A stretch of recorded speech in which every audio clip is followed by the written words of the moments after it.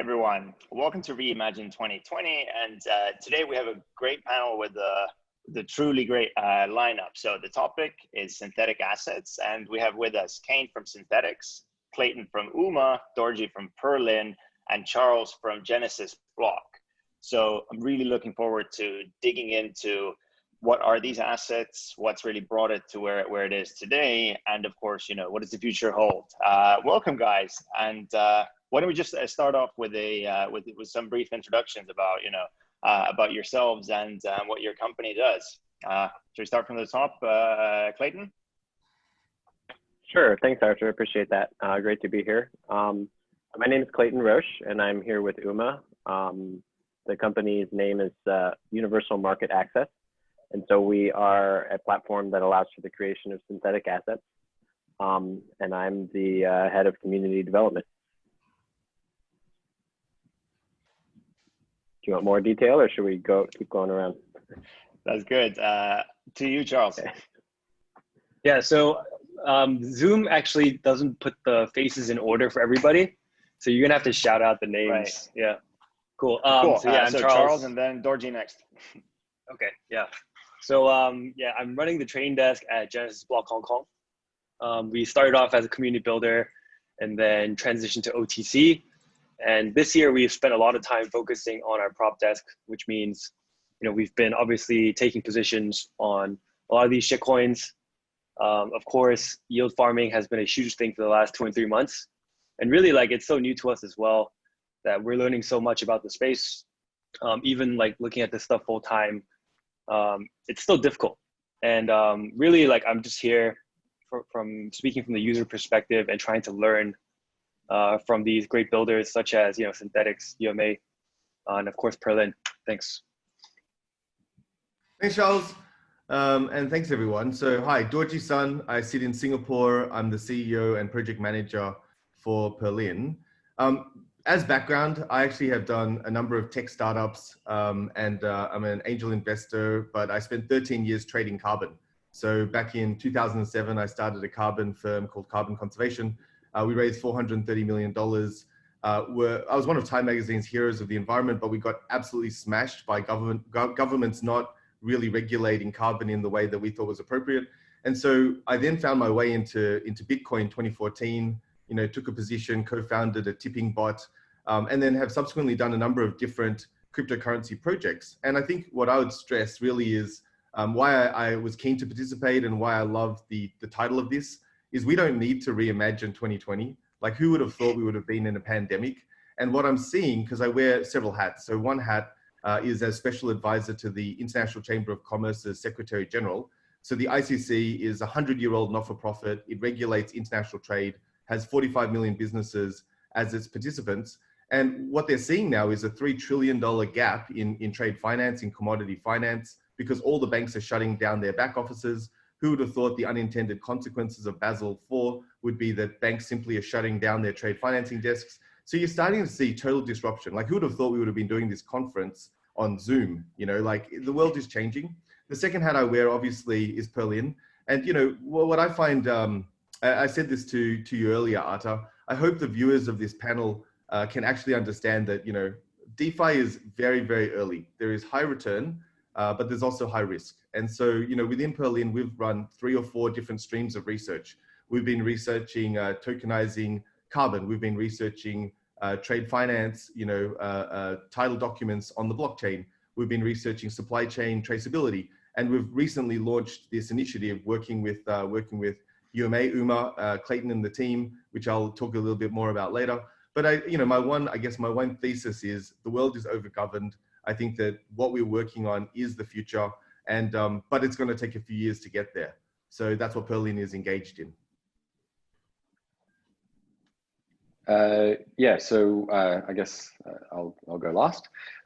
So Kain from Synthetix, we offer, I guess, the ability for people to get exposure to a range of different assets on Ethereum. So trading on Ethereum is a good experience, I would say. There's some trade-offs, but permissionless trading is very powerful driver, and we're seeing a lot of interest in decentralized exchanges and various other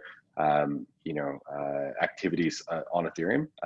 And one of the issues, obviously, is that not every single asset is on Ethereum. So we have some tokenized Bitcoin representations, and we have some other assets that have been tokenized on Ethereum. But a vast majority of the world's assets are not available. And so the idea of having synthetic exposure to these assets on Ethereum, where you have all of your ERC20 tokens and being able to participate in that is quite powerful. And so that's what Synthetix enables, is a range of assets like gold, silver, Bitcoin, and other cryptocurrencies, as well as fiat currencies like GBP, Euro, etc. Awesome. I mean, that was actually a pretty great answer to what my next question was going to be. That where is the kind of the synthetic assets market today? So I guess like to really like sum it up, it's that we're at the point where it's there's are we talking about sub-billion or over $1 billion of sort of assets that have been locked to create these synthetic assets?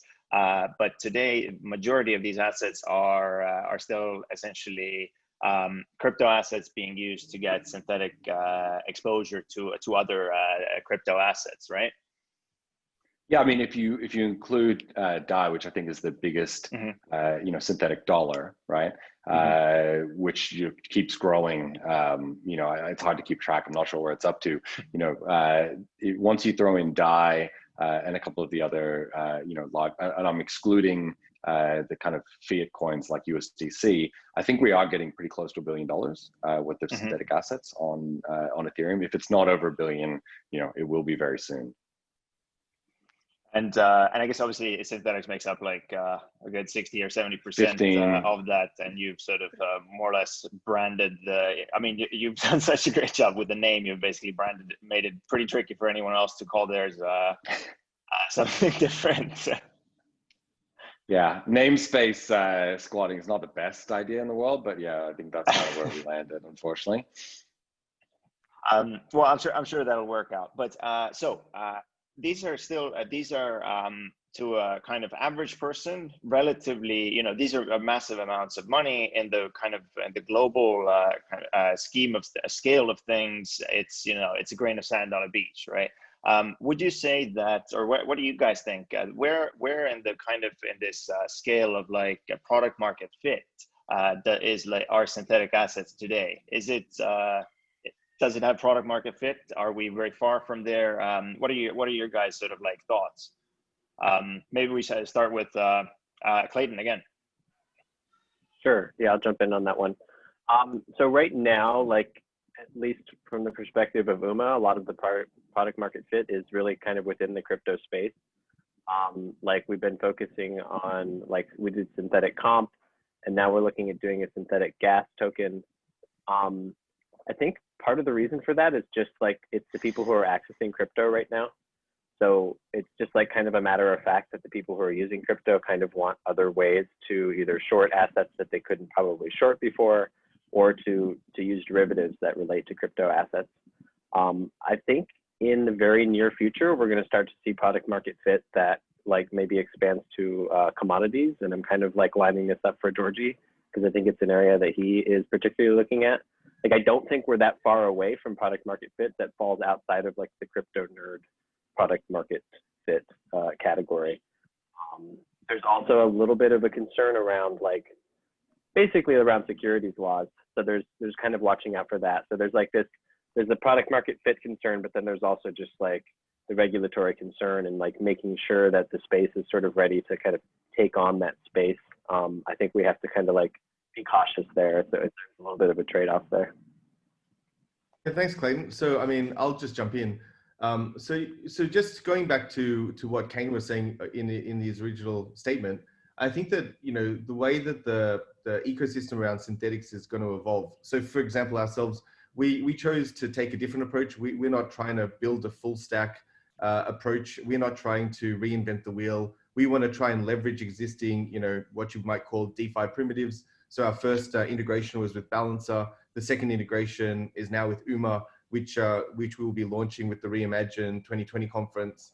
And where we saw it is there's going to be a ton of experimentation. There's going to be a lot of failure. So how can we incrementally accrete to the ecosystem?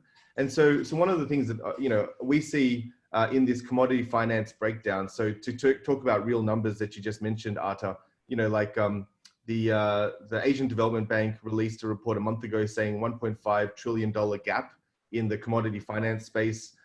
International Chamber of Commerce has come out just recently revising that up to 3.4 trillion, up to 5 trillion. So the numbers are just huge. And, it's a Guatemalan coffee bean farmer that can't ship or can't get the finance to ship. These are the people that are being squeezed because of regulatory pushing. So coming back to what Clayton said, we see that there is an opportunity that can you offer a fair rate of interest to someone like, say, let's just say you can do this around, coffee, or do this around other types of base commodities.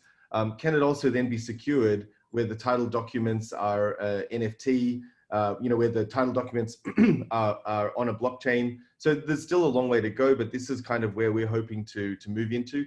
The other area is, what you kind of call the long tail. So, myself personally, it still shocks me because my wife and I do investments into carbon more on a philanthropic basis, but hopefully, it will be able to wash its face in the future. But, if you've got some of these long tail commodities that don't have a price index, that don't have a deep enough or liquid enough market, can you create synthetics around it? And, just to kind of flesh out a bit more around what Clayton was saying about, governance, market accessibility, and legality.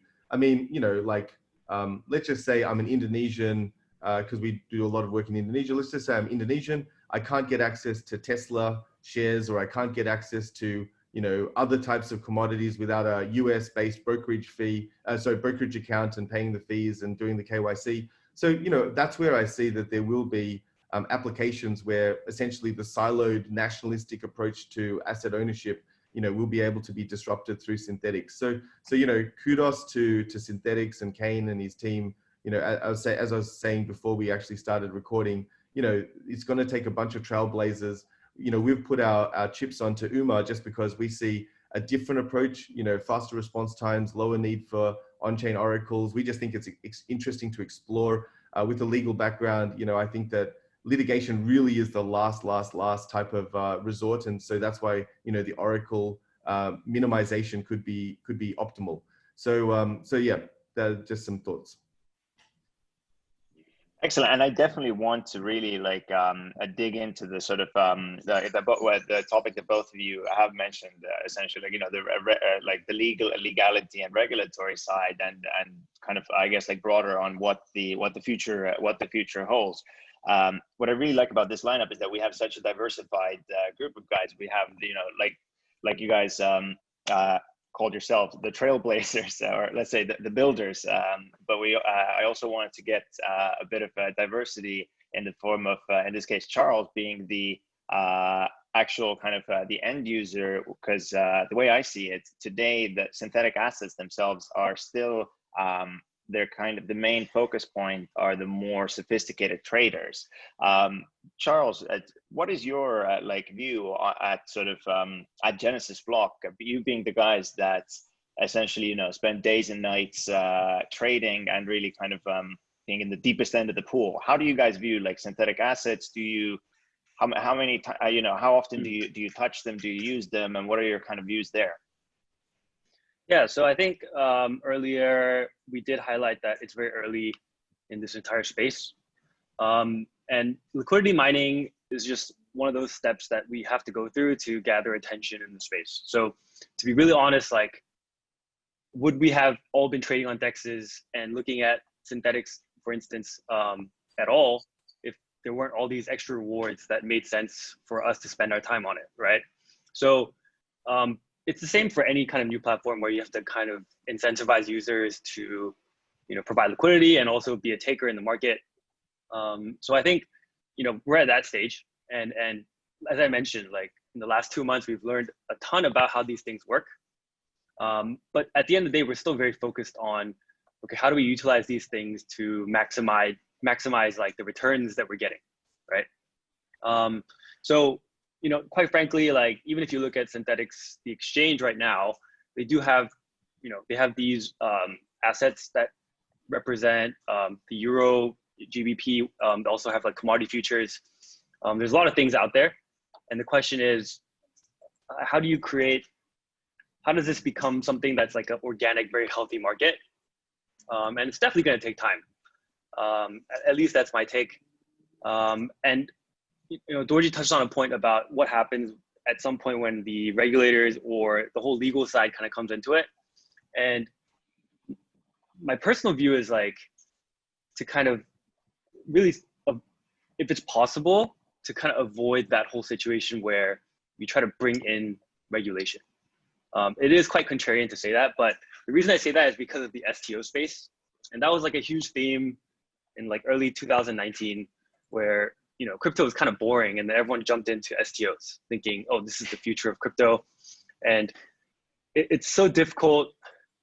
Like, yes, the structure of it, of using blockchain and having tokens, it can imply like more flexibility and freedom. But once the regulator steps in, they just putting the original framework on top of blockchain. And I think that's what a lot of people got wrong. And then it turned out not great. But right now, like maybe because, we're in a very degen mode right now and trying to look at all these cool platforms and things that look very risky, but it's just really, really cool that you can trade all of these without KYC. I had a call with, for instance, Elliptic just earlier in the week. And I asked them like, is there something that you guys can do with DEXs, for instance? Like having KYT AML plugged into these things, would that make sense? And quite frankly, like I think the whole market doesn't really care because they just enjoyed all this freedom. Like no one cares. Okay, I put money into a smart contract and I get coins back. Am I worried that these coins are dirty? Like, I think the whole regulatory / legal stance has been put completely aside, and that's why this is such a really exciting kind of industry, where we're talking about like just Synthetix alone has close to $1 billion in TLV. The industry as a whole has, I think it peaked at like 9 billion or something like that. This is a lot of money. And I'm sure regulators take notice or the governments can take notice, but that's why, for me, that's why I think this is super, super like innovative and kind of a game changer. I think some really great insights there, and but what I kind of really read out was as well that like today the like majority of, I guess, like the motivation for the trading or for the usage has come from the incentives. But I guess technically that there is nothing wrong with that because I mean centralized exchanges also have incentives. They have almost every company in the world has effectively a marketing budget, right? And in this case, in the tokens case, I guess it's the kind of the job of the builder or the goal of the builder to design the incentive properly and to actually to build something in that where the guys that are receiving the incentives are actually incentivized or interested to actually to hold it as well, right? So that it doesn't turn into this kind of like a vicious cycle. And I think this is something that that Synthetix did manage to achieve with SNX, where there sort of allegedly wasn't this kind of automatic like dumping going on when immediately like the rewards were being claimed. How did you guys what was your journey to or like throughout this period, Kain, from kind of from starting with the incentive programs and really when it really started to take off? I think we were lucky because when we were designing our incentives, it was at a kind of period in the market where no one really gave a shit what was going on, right? Like, the only people left were like the diehards that were like clinging to the boat, for dear life, right? Like everyone else had long ago jumped over the side, and drowned, right? So I think when we set up the incentive structure for SNX and redesigned the monetary policy and did all these things, we had a very wide open kind of solution space to play in, and I think that is still the situation that we're in today, right? We're still in the how do we do this, not how do we scale it or how do we optimize it for users, etc. Like the UMA approach and the Synthetix approach are very different approaches to the same problem, right? There's a huge gulf of solutions even within that spectrum. And then, this is not just a sort of, linear spectrum, it's multidimensional. So I think we've really barely scratched the surface in terms of, how you can structure these different systems. To kind of touch on the regulatory question for a second, I think the critical point to understand about this is it's not the point of what we're doing is not to avoid regulation, right? It's to somewhat make it obsolete, right? Like regulation is there for a very good reason. It's there to keep people from abusing power, from defrauding people, all of these things that are valuable and useful goals, right? Like it's not there just to like slow everyone down and like be annoying, right? Like that's an unintended consequence of regulations. It's not the core purpose of it, right? And so I think when you look at DeFi right now and you see the ability for us to like innovate, untethered from these regulatory regimes, the exciting part about that is that it's genuine fintech innovation for the first time in like 2 decades, right? We actually have the ability to do things, see what happens, test things, iterate really quickly without necessarily being worried about the regulatory implications. But the goal that we have is the same. It's to create an open and transparent set of rules and a efficient market that can operate on these decentralized platforms that is useful for all the market participants, right? Like the universal market access is a great name for a project because it's genuinely what we're trying to do, right? Like we want everyone to be able to come to this market and participate and not need Big Brother to be looking over our shoulders to make sure that we don't misbehave, right? So I think that's ultimately where we're trying to get to, and those two things are aligned. They're just different approaches to the same problem, and the regulators don't necessarily agree with everything that we're doing, I'm sure, but I think we talked about this last night. Certainly in Australia, they've been fairly permissive and sort of taken a view of let the innovation happen, monitor things closely, and be very careful if people step over bright lines to stop things, but until then let things kind of play out and see where it lands. But do you see regulation kind of coming in at some point? Is that like a legitimate fear for you that it's sort of that it happens sort of like at the wrong time and it kind of destabilizes the sort of the wheel? If regulation comes in a very practical sense, we've failed, right? Like if regulators need to come and step in and say, no, you can't do this, right? Then like we've genuinely failed. And when you look at what regulators did in the ICO market and why they needed to step in, the ICO market was too loose, too high risk. There was a lot of fraud, and the structures were not well thought out to ensure that the participants were protected and that the rules were fair, right? And so there was information asymmetry and all kinds of abuses of power that regulations are designed to protect people from, right? And so regulators were kind of, their hand was forced to come and step in and stop this. I think DeFi is somewhat different. And, I think a lot of lessons were learned from the ICO boom, and hopefully we can create a sort of self-governing structure that is more transparent and open and doesn't have those kind of egregious, abuses of power.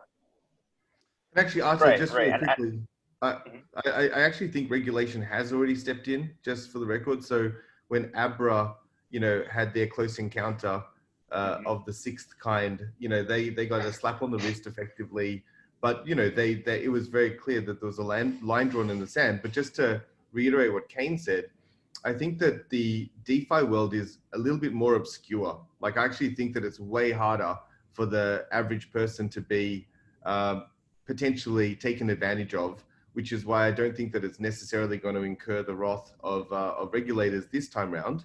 But I do think that ultimately there will be a crossing of the Rubicon. Like how do we actually go mainstream for a product market fit?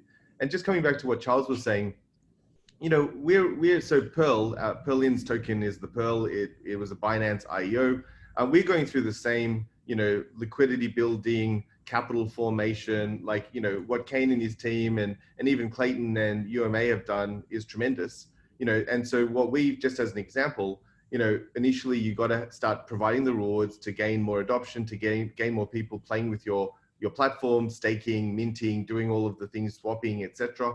And it is one of those situations where to imagine Uber having this adoption, like have a stranger stay in your house at Airbnb without there being some type of bonus provided to both the host or the driver and the passenger is unrealistic. The average cost of acquisition in any type of fintech or tech startup can range from $15 to $150 to $1,000, just depending on the lifetime value. So I see that as this is no different.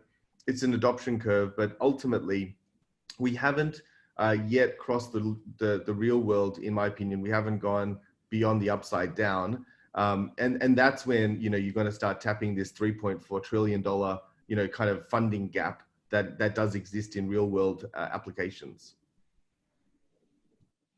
Got it. And I think that's let's dive into that. So we've settled that we're a lot of progress has been made.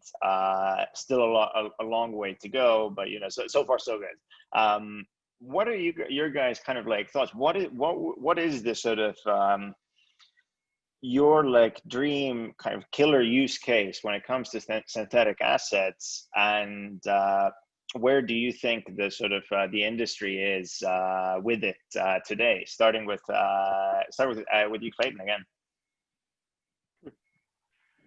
Sure. So, I guess for me personally, I really do value the permissionless nature of crypto in general.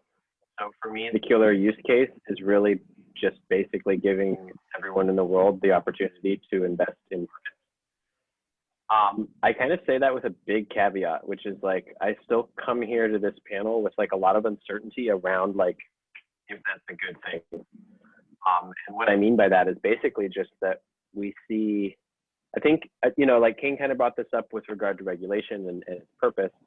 So like, I really want universal access to markets.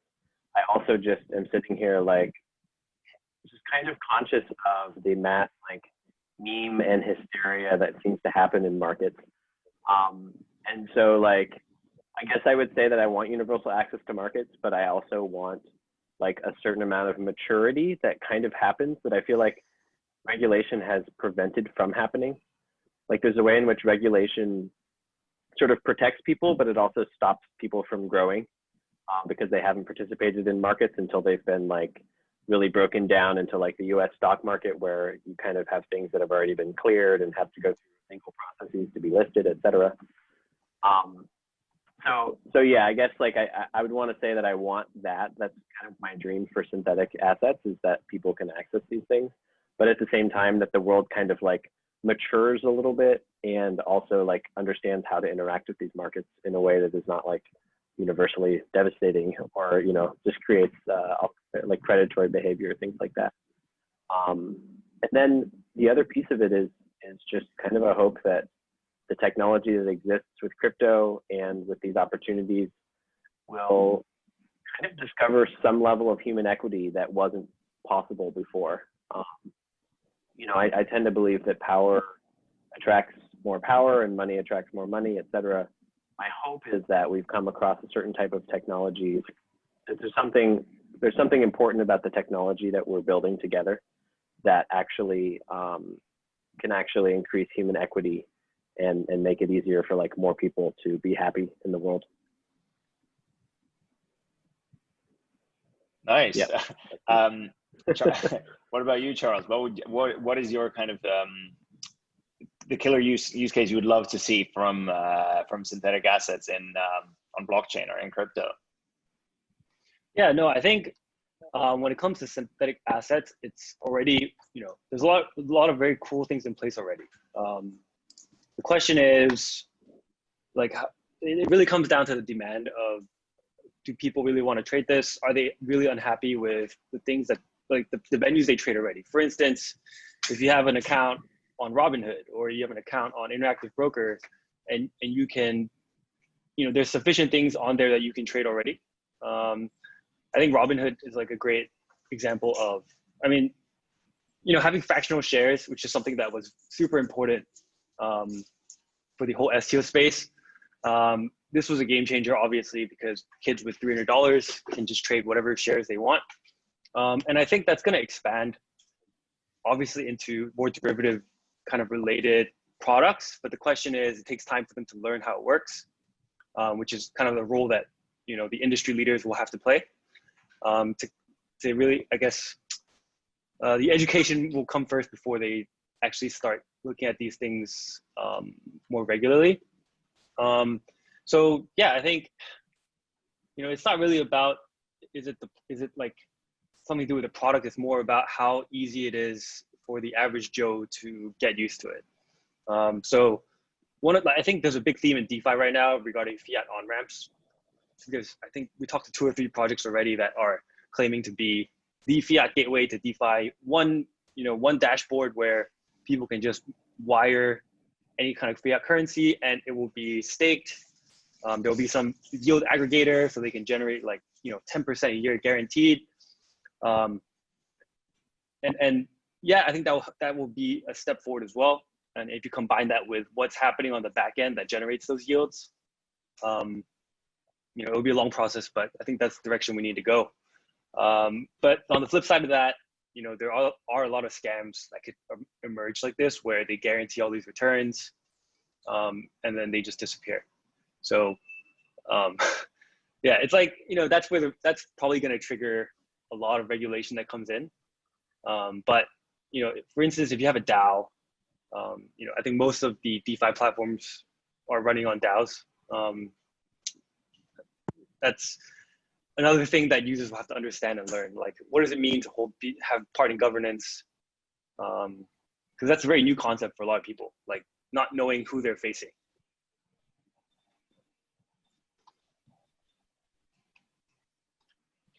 Dorjee, what about you? I think you've given hints about your the dream use case and the kind of breadth of it as $3 trillion. No, look, I think no, actually, you know, what was funny, Kain, I read one of your tweets and it was a weekend, and it's something that I've been working on, and actually I didn't think of it till this moment. And so last night, it's the UN week, so I was on a panel midnight last night with the Secretary General of the ICC for Climate Week, and you know, I think we as a civilization, until we can value a tree that's living more than a tree that's dead, I think that we will fail as a civilization. And the problem is, unless you cut down a tree and turn it into a piece of furniture, there's no value on that tree. So 13 years of my life has been looking at how do you put a valuation on a standing forest. And I genuinely think that you could use liquidity mining, you could use the farming rewards, you could create synthetic assets around forest-based carbon that could actually result in the preservation or some correlation to a standing forest. So I want to throw that out there as something that just popped into my head. It's something that we are working on, but we are using a price index for carbon that's traded in the EU or traded in Australia, etc. But you know, just that idea of correlation to biodiversity. You know, they're introducing a whole bunch of long tail assets. So you can purchase nitrogen reduction per ton from the Great Barrier Reef from farmers that are reducing nitrogen leaching into the reef. And you can even buy credits for plastic that's been gathered out of the ocean. So there's a long tail opportunity just around kind of exotic synthetics like that. And then the second thing, though, more practically, I think, you know, if I was to wear my official hat as a Perlin project manager. So obviously the Perl is now building a base. It's you know, capital formation, liquidity building. The Perl has been accepted as an UMA, you know, collateral asset, and you know, obviously if SNX ever wants to list the Perl, we would be very, very happy with that. So the idea really behind that, though, is there is this huge funding gap which exists more and more, just simply because banks, it makes no sense for them to bank you know, 45 million SMEs because, you know, the return on trade finance is pitiful, especially where lending rates are, you know, through the floor. And so, you know, so we see a very, very viable short-term opportunity in terms of leveraging that lack of funding. Like literally some of these poor cocoa growers in the Ivory Coast are paying 90%, 100% type in, you know, when you actually follow it down the chain, to the cocoa that actually gets received and used in various consumer goods, you're seeing that type of rate of interest costs. So there are very, very viable opportunities. And just to bring it back to what Charles was saying, and I find it funny that Charles, being the trader, has the strong backlight, so he's looking particularly dark when he makes these predictions, ominous predictions. But I think coming back to what we recognize, we as a so we've got 7 years runway, we're 3 years old. I'm not going anywhere. Like, we're doing this thing.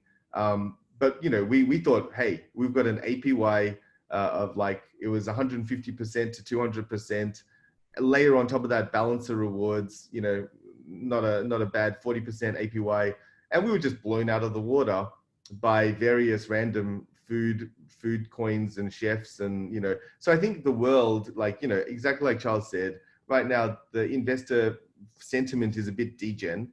And so, you would think in the real world, roughly 150% to 200% APY would be good, because that the token's not going anywhere.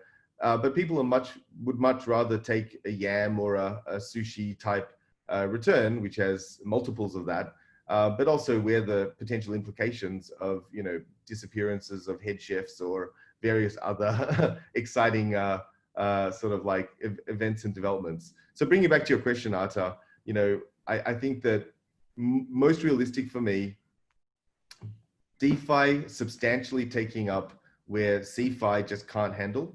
And I see that happening in the next few years. Already there's been a big shift. So I was mentioning before, Singapore's biggest oil trader collapsed with $5 billion of debt, simply because the collateral, the oil, had been farmed out multiple times. A very simple double spend attack, like basically they did it in plain daylight. So there's been 4 or 5 such big collapses. So I think that's going to happen. But my hope really would be, can you bring natural assets?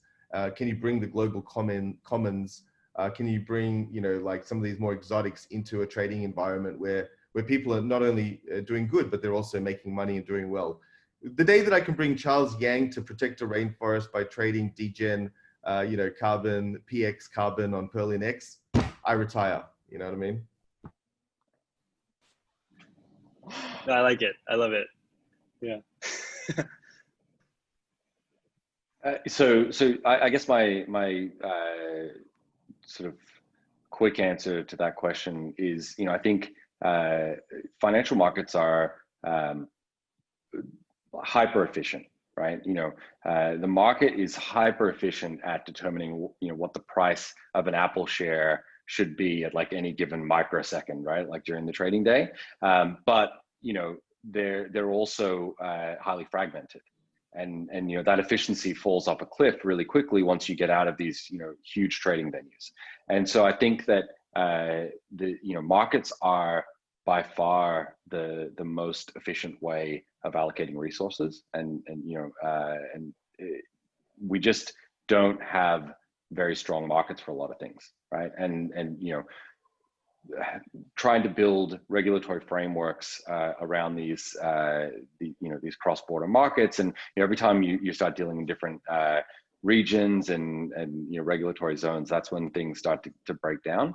And so I think that the idea of like a permissionless ledger that everyone can agree on the rules and come and participate in a market that's kind of governed by this sort of trustless layer of consensus, right? In the sense of Ethereum, is where we're going to see amazing results, right? And we've gone off on tangents, we've done stupid stuff, and we did the whole ICO thing, and you guys mentioned the STOs, which was another idiotic thing that everyone thought was a great idea. And then we've done meme farming and stuff, and there's zigging and zagging, right? Like, financial markets are not, they don't go perfectly in one direction. But I do think that we are headed in a direction of much more open, and trustless financial markets, which I think will bring efficiency, to the overall, financial ecosystem that we have in highly liquid markets across the entire world. That's the hope, right? That's what we're trying to build, I think, right? I get a sense that everyone's kind of pushing that same direction. So I hope that that's where we can get to without fucking it up, basically. So, well put. And so, I mean, the way I hear it is that I mean, the opportunity is massive, and the key to it is that as it's all self-regulating, it's kind of the situation where it's ours to lose. How do you guys sort of how would you guys rate what we've how we've managed to sort of, when DeFi has finally recently gotten into the spotlight, how the sort of the industry has performed when it's when it's gotten the most attention in history, and I guess including its leaders. I think one of you mentioned that it's it's up to its leaders to to kind of be this kind of moral compass or sensibility compass. How do you guys think that we've sort of how have we done? I guess Clayton, you jumped off. I see my order of people now changed to yeah, it shuffled now. Charles, how would you rank our kind of our little cottage industries? You're asking a trader to give you be a moral compass. This is an interesting segue, Artur. Please, Charles, tell us how have we been? I think the expectations in general have to be quite low. So people get carried away in the hype market, right? Everyone's like, okay, so we've brought in $10 billion into this, new segment of crypto, and now it's probably going to go to $1 trillion in like 2 months. Like, this is what typically happens when it comes to retail expectations. Like, oh, it went up, so it must keep going up. But I think, the smart money knows, yes, there are times to ride the wave, but if you look at the correction, like macro corrections and how it impacts BTC, how it impacts the altcoins, it brings everybody down to earth and look again at like, what are we really doing, right? So, the people, it's obviously not a good question to ask me. It's better to ask people that are actually building this stuff, because they have the correct vision. Like they're convinced more than like, to be doing this full time, they must be absolutely convinced on the inside and have a very clear picture of where it's going, rather than, some third party that is like just watching the market and watching the progress, right? Because sometimes the progress doesn't really represent like the real vision. So for instance, like the best example could be, Sushi Swap. Sushi Swap, I'm sure there was a very, very like philosophical change in terms of, okay, let's not support the VCs. This should be owned by the community. But in reality, like, people on the sidelines are mostly talking about like people fighting for control, and like everyone's power hungry, and it becomes the noise gets to everybody, right? So yeah, I think I don't know. Like, I really don't feel like I'm the right person to be speaking regarding the future of where this is going. Maybe one of you guys to step in. I think, Dorjee? yeah, look, I think what Charles said is perfectly on point. I don't think moralistic judgments or compasses are meant to be part of market infrastructure. Don't get me wrong. In my day job, we're building a business, we're building a token, we're building a network, we're building a community. But then, obviously morals do exist, and I'm not saying that they don't. But I do think that it's just to be expected. When there is this type of a bull run, things will spiral out of control. People's resolve will be tested. Temptation will, there was the 7 million taken out by the chef Nomi and then returned, etc. But I just think that what people have to recognize is you have to go in level-headed, don't trade more than you can afford to lose, be aware that this is half unaudited. Even the audits that you do, like we had QuantStamp audit our rewards contract, hopefully they've done a good job. But when you're wrapping $200 million of BTC, there's a lot of trust there. So just coming back, I think that the builders, so I can speak of UMA, like we were working with UMA for 2 months. So from our perspective, we don't plan to fork anyone or rip anyone, like not rip, but benefit from other people's work, but we also don't want to reinvent the wheel. So we're trying to integrate different DeFi primitives. We've looked, we're very interested, for example, in Synthetix, second layer scaling solution, OVM, and if there's ways to work with you guys or do anything, we're very open to it. But just coming back, like moralistically, we watched, you know, UMA go to become like 1.3 billion, and nothing changed when we were working with Clayton and Hart. You know, disappointingly, you know, we're like, do you have a Ferrari now? You know, you guys been dumping on the market. What's going? And look at the guy. I mean, he looks like he's living in a shack. You know, like he's in a shed. You know, Clayton. You know, you got like tons of money, man. Just dump some of that. You know, what the hell are you doing, man? You look at, you know, you barely have a shirt that buttons. So I'm just saying, like, I think that the guy's building. I mean, we're going to be here for years. It's a good time. It's a privilege to have community trust. So Charles, I think Charles, you know, represents what in the market, you know, they get carried away. They get burnt. I'm sure everyone who bought in at the top of the market, it would be, you know, crying a little bit. But you know, I think this is a long-term thing. So anyway, just backing up, Charles, you're not, you know, I think you're not off point. And Clayton, if you want to comment what it feels like to be, you know, a unicorn in like 3 weeks, like, you know, but I think that you know, the people building, they're not changing. Yeah, and I think you're right. And I also think that, like, so I actually started a group called DeFi Nation, or co-founded it anyway. And actually, Kain has been on a show we did once there. And so I've been kind of like really pretty close to the broader DeFi community for over a year, and definitely was very conscious of this shift. And you know, kind of like basically doubled in the period of a couple of months. And then just the tone and language and the kind of people showing up and the things they're talking about changed quite a lot. Like we used to have these very intricate, nerdy conversations about like contract law and like whether or not you could really tokenize a piece of property, and how like you couldn't really decentralize ownership of property when you need like a legal entity to enforce the ownership, etc. So we would have these like very nerdy conversations, and now it's literally like, what's the APY of this farming thing? You know, like, should I buy this or sell this? And so I think it's a very interesting question, because I find myself very much like in the middle of this, like being kind of aware of this shift, and like, you know, are the leaders of DeFi doing a good job and handling this well? It's an interesting question. And my personal take on it is very much like, basically when it comes to risk, I'm comfortable with people having access to all kinds of risk. It's just that they should understand that risk, and they should, or at least they should have the opportunity to understand it. Like, I understand some people don't always take the time to understand the risk, but like as like a community leader, I'll try to make sure that people aren't being lied to. That's kind of, I think, the beginning and the end of like one's responsibility in the market. Go back to Dorjee's comment. And then also, kind of as Dorjee was touching on, like, I think to the serious builders in the space, like, the hype market doesn't make a huge difference. Like, we're aware of it, and it's like an important piece of the cycle, right? But like, on this call is going anywhere when the hype market is, you know, like, and we were all here building during the bear market.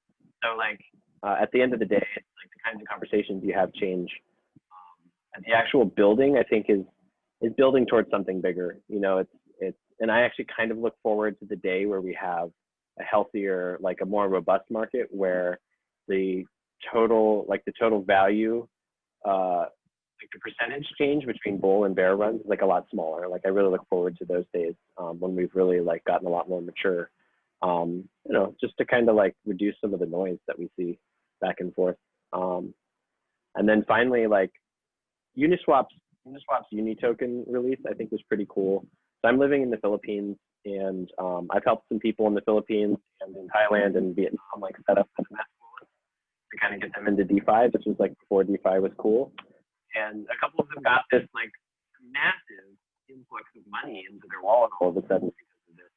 And like, that was pretty cool to witness. Like, I like that DeFi has these opportunities to really help give people access to the financial space that they didn't have access to before. Granted, like, I'm literally like on a one-on-one basis delivering this to a few people I'm randomly close to. It's not because like we found a real product market fit. So it's like, you know, it's not exactly scalable yet. But I'm excited. I hope that the market can kind of carry DeFi to kind of that next stage. I hope that we see some kind of cool like product market fit things come out of this that we haven't yet, that sort of fall outside of the kind of pure crypto audience.